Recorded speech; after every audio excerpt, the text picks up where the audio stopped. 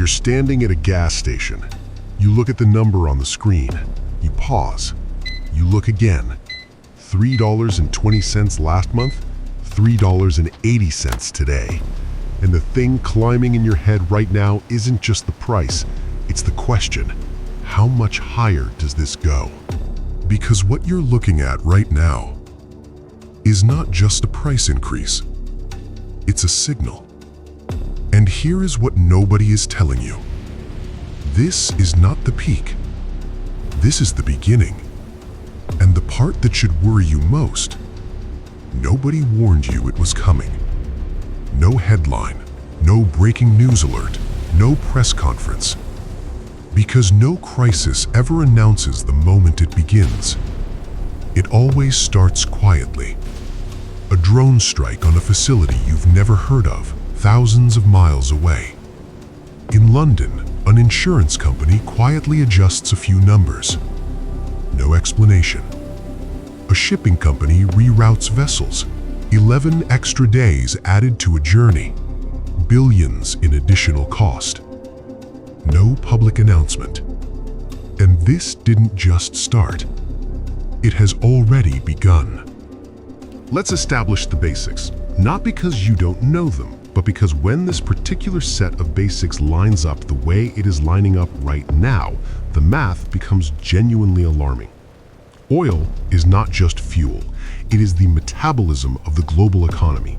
Everything moves because of it. Food gets grown, processed, packaged, and shipped because of it. Factories run because of it. The plastic bottle on your desk, the rubber in your tires, the fertilizer that grew the wheat in your bread, the fuel that powered your last flight, all of it traces back, one way or another, to a barrel of crude. The world consumes roughly 103 million barrels of oil every single day. Every single day. And the entire system that delivers that oil, from the ground to your gas tank, runs on a spare capacity margin of just 2 to 3%. That means the buffer between normal and crisis is razor thin. Think about what that means for you. Your mortgage is already higher than it was 2 years ago. Your credit card balance hasn't gone back down. Your grocery bill never really returned to what it used to be. And now, the one thing that touches every price in your life, oil, is sitting on a knife's edge. Here's how oil pricing actually works, because most people have it completely wrong. Oil is not priced purely on supply. It is priced on fear. When a conflict begins, traders don't wait to see if tankers stop moving. They don't wait for pipelines to shut down. They price in the possibility. They front-run the chaos. A single drone strike on an oil facility, one that doesn't even shut down production, can move prices 5% in a single afternoon. Not because of what happened, but because of what might happen next. This is called the risk premium. And in a serious geopolitical conflict, that risk premium can be worth $20, $30, sometimes even $40 per barrel before a single barrel is actually disrupted. In 2022, when Russia invaded Ukraine, oil prices didn't wait for shortages. They moved immediately. Brent crude jumped from around $80 to $130 in under 3 weeks. The physical disruption at that point was still limited, but the market wasn't trading reality, it was trading anxiety. Now consider what happens when that same fear centers around the most important oil region in the world, the Persian Gulf. More specifically, the Strait of Hormuz, a narrow passage between Iran and Oman. Roughly 20% of the world's oil supply flows through it every single day, about 17 million barrels. If that passage is disrupted, or even if it looks like it might be, the math changes overnight. Not by 10%, not by 20%. We are talking about the possibility of oil prices doubling within weeks. And once that starts, it doesn't stay contained. This is where most people stop paying attention. This is exactly where you should not, because this is where it hits you directly. Every $10 increase in the price of oil removes about 0.2 to 0.3% from global GDP. That sounds small. It is not. If oil goes from $80 to $150, that's a $70 increase. Run the math. You're looking at roughly $1.5 to $2 trillion in economic drag in 1 year before the second-order effects even begin. For American families, this is not theoretical. This is not abstract. This is your life. That $70 increase, that's gas moving toward $4.50, maybe $5 a gallon. That's your heating bill jumping 25 to 30%. That's airline tickets costing $200 more each way. That's shipping costs rising, which means the price of everything you buy rises with it. Groceries, electronics, clothing, furniture, everything. Because everything has to move, and movement runs on oil. This isn't about oil. This is about how quietly your life is about to get more expensive again. And then the second wave begins. When oil gets expensive, fertilizer gets expensive. When fertilizer gets expensive, food prices rise. When shipping costs rise, companies pass those costs to you.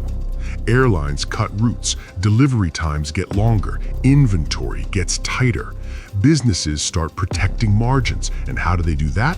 They stop hiring, they delay expansion, they cut costs. At the same time, central banks face a problem they cannot easily solve. Because this isn't demand-driven inflation, this is a supply shock caused by geopolitics, caused by conflict.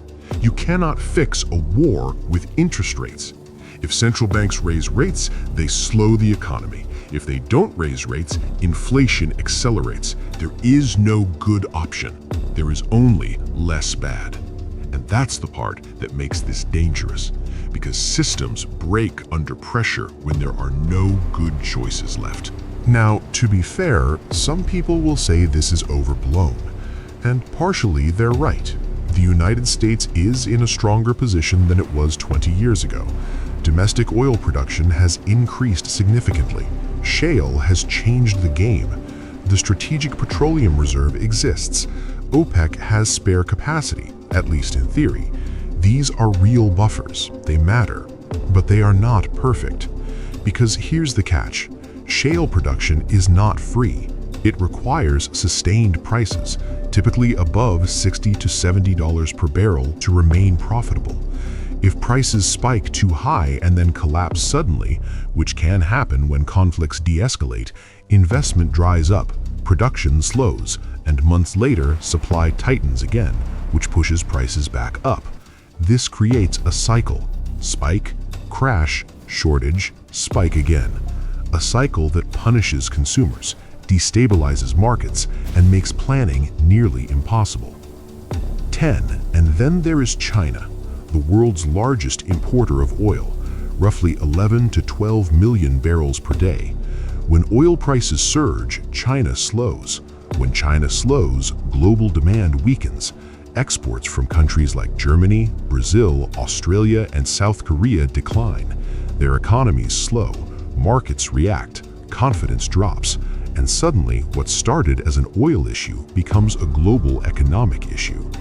This is what globalization really looks like.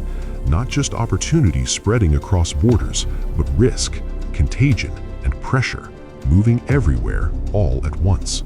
Not a full-scale war, not headlines every hour, just escalation. Drones, missiles, tanker disruptions, insurance rates rising quietly in the background, shipping routes getting longer, costs increasing silently. At first, it doesn't feel like a crisis. It feels like inconvenience, slightly higher prices, longer delivery times, a few headlines, nothing dramatic. $8 a gallon? Until one No day, way! you This look at the can't be- gas pump again, and it's not $3.80 anymore. It's $4.50, then $5, and suddenly, everything connects. Your grocery bill, your rent, your flights, your bills, all moving in the same direction, up, fast. And by the time it becomes a headline, by the time politicians start talking about it, by the time the media calls it a crisis, it's already too late to prepare. Because right now, you're not watching a crisis unfold. You're watching the early stage of one. And the question is no longer, why is this happening? The real question is, how far does it go before it hits everything?